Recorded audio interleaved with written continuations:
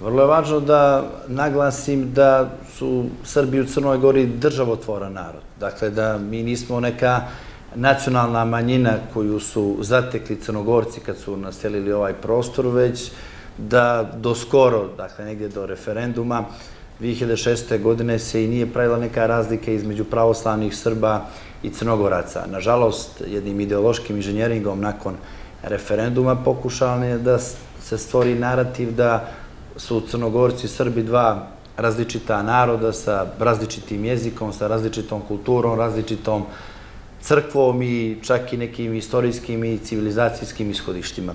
Mi smo se sve vrijeme borili protiv tog narativa i mislim da smo uspjeli da se izborimo prvo kao demokratski front, a kasnije kao koalicija za budućnost Crne Gore, jer od 2006. godine pa do 2020. godine nije bilo autentičnih predstavnika srpskog naroda ni u jednoj vladi, ni Mila Đukanovića, ni Duška Markovića, ni Igora Lukšića, a onda nakon 30. avgusta kada je pobijeđen režim Mila Đukanovića, oni koji su ga pobjedili, dominantno Srbi, nisu mogli da uđu u vladu, nego su došli neki eksperti sa različitih evropskih univerziteta koji su predstavljeni kao Srbi i onda su oni ušli u vladu. Ta vlada je trajala nekih nepunih godinu, godinu i pol dana, onda smo imali vladu Dritana Abazovića i nakon toga prijevremene parlamentarne izbore u junu 23. godine koji su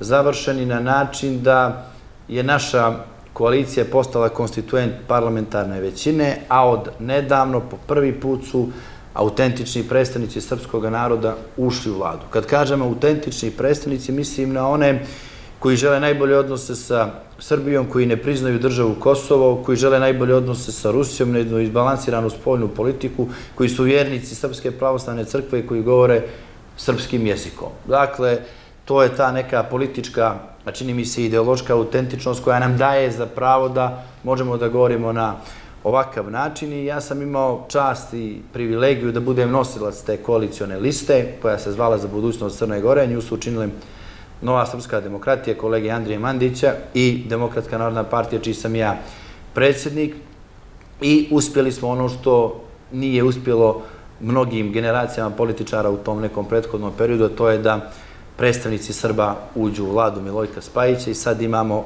5 resora, što u vidu ministarstava, što u vidu potpredsjednika i sa tog nekog institucionalnog aspekta mogu da kažem da smo realizovali naš politički cilj.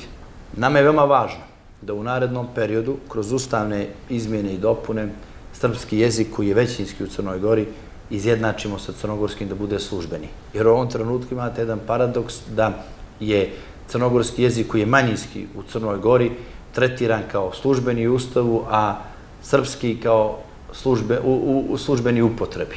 Znači, nama je važno da crnogorski i srpski jezik budu izjednačeni u Ustavu. Također nam je važno da kroz zakon o državljanstvu i kroz uredbe vlade postignemo i potpišemo sporazum sa nama najbližom bratskom Srbijom vezano za dvojna državljanstva. Jer u Crnoj Gori živi značajan broj građana koji bi sutra aplicirali za srpsko državljanstvo, a u Srbiji živi oko nekih 300.000 Crnogoraca ili Srba porijeklom iz Crne Gore koji su ili rođeni u Crnoj Gori ili su im roditelji Crnogorci koji nemaju pravo na crnogorsko državljanstvo, jer je nakon sticanja referenduma donesen restriktivni zakon o državljanstvu koji podrazumijeva da ukoliko imate još jedno državljanstvo osim crnogorskog i da ste to stekli nakon 21. maja 2006. godine, automatski ostajete bez crnogorskog državljanstva. Mi se ovdje ne možemo osjećati nikako kao manjina, iako je namjera vlasti bila da nas predstavi kao manjinu. Dakle, mi nismo manjina, a u Crnoj Gori, po posljednjem popisu iz 2011. to će pokazati i ovaj popis, nema većine. Dakle, nijedan narod nema 50% ili 51% pripadnosti u ovoj državi. Tako da je Crna Gora podjednako moja kao i nekog i Albanca, i Bošnjaka, i Crnogorca, ali nije ništa manje kao što je to bio pokušaj da se predstavi u prethodnom periodu.